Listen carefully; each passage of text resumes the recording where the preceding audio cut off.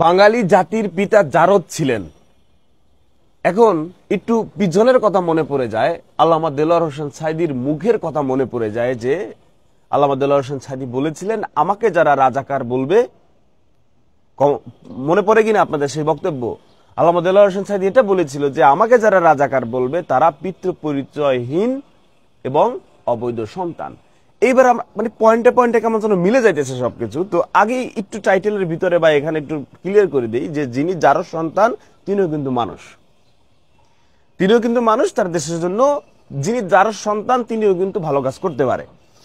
But আমরা বাস্তবতা জানতে চাই, আমরা সত্যতা জানতে চাই। সত্যতা জানতে চাওয়াটা অপরাধের কিছু না, আমরা সত্যতা জানাটা এটা আমাদের অধিকার আছে, এটা আমাদের রাইট আছে, আমরা সত্যতা জানবো। তো যদি একটু ডকুমেন্টসের কাছে চলে যাই, এই ভদ্র মহিলার যে বক্তব্য,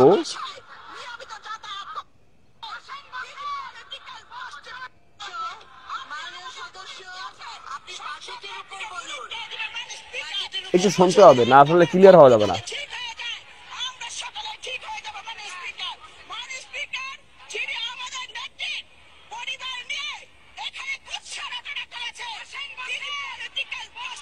সংসদ ভবনে, আমাদের সংসদ ভবনে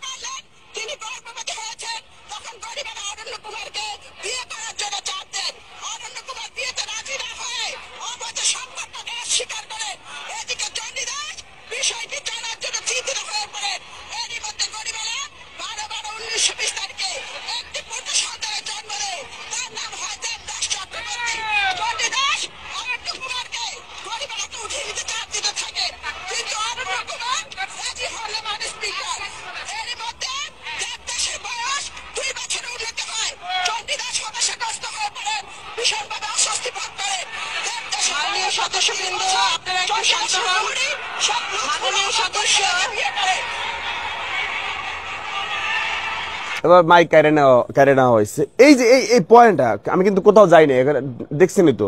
এই ভিতরে দেখেন আপা কিন্তু বসা, এই যে হলুদ, ভালো করে দেখায়, এটা কিন্তু আপা বসা এই মজলিসের ভিতরে।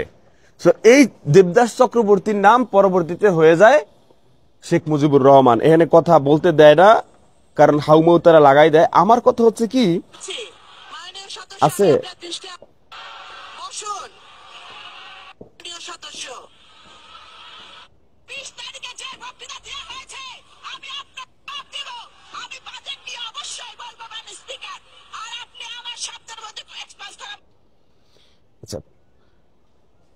এরই মধ্যে নামও পড়তে পারি না, গৌরীবালার ছেলে দেবদাস বয়স 2 বছর উন্নতি হয়। চণ্ডীদাস হতাশাগ্রস্ত হয়ে পড়েন এবং ভীষণ অসুস্থতা বোধ ফিল করেন।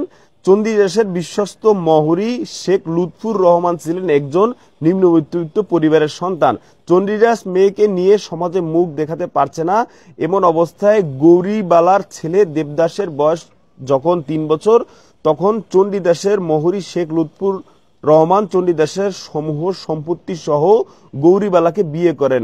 তখন এফিডেভিট করে গৌরীবালার নাম রাখা হয় জাহেরা বেগম এবং ছেলের নাম রাখা হয় দেবদাস চক্রবর্তী, পরবর্তীতে শেখ মুজিবুর রহমান।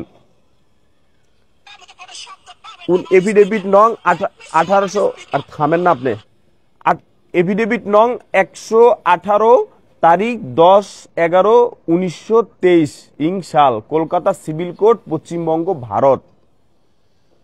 এখন আবার একটু পয়েন্টে চলে যাই, কারণ এই কথাগুলো যদি আমি মুখে বলতাম তাহলে একটু মানে আপনাদেরই হইতো, কারণ এই কথাগুলো সংসদ ভবনেই বলা হয়েছে, যেখানে স্বয়ং আপা উপস্থিত ছিলেন। তো এখন কথা হচ্ছে, জাতির পিতারকে আমরা যার সন্তান বলবো। জাতির পিতা আগে দেবদাস চক্রবর্তী ছিল, তারপরে সে শেখ মুজিবুর রহমান। এরকম একটা অসমাপ্ত আত্মজীবনী বলেন বা কোনো কিছু ছাড়াও বঙ্গবন্ধুর এই দেশের জন্য অধিকার, এই দেশের জন্য তার করছে এই দেশের জন্য, একদম এক পায়ে দাঁড়ায় বলা যাবে সে দেশের জন্য করছে, সেই দেশকে ছিনে নিয়ে আসছে, সে দেশকে স্বাধীন করেছে। Okay fine, well.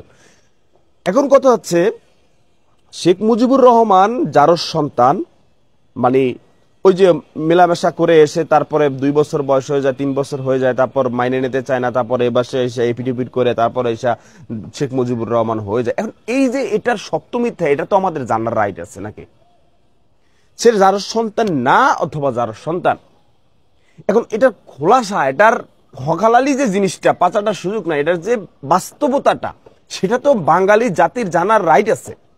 হ্যাঁ, সেইটাই আমরা আসলে জানতে চাই। আমরা সরাসরি যার সন্তান বলতে চাই না, আমরা বলবো না। আমরা যেটা সত্য সেটাই বলবো।